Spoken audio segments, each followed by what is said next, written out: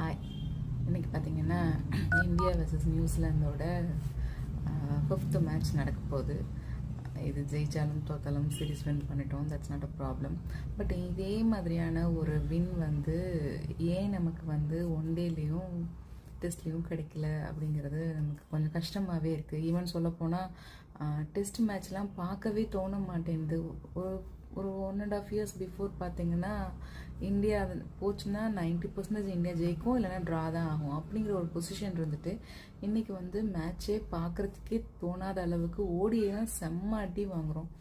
So at least கேப்டனையும் மாற்றி முக்கியமாக கௌதம் கம்பீர் செட்டே ஆகலை. இன்னும் எத்தனை மேட்ச் அவரை ட்ரையல் பார்த்து இன்னும் எத்தனை மேட்ச் நம்ம தோற்று அந்த ஒரு சேஞ்சை கொண்டுட்டு வர போகிறாங்கன்னு தெரியல.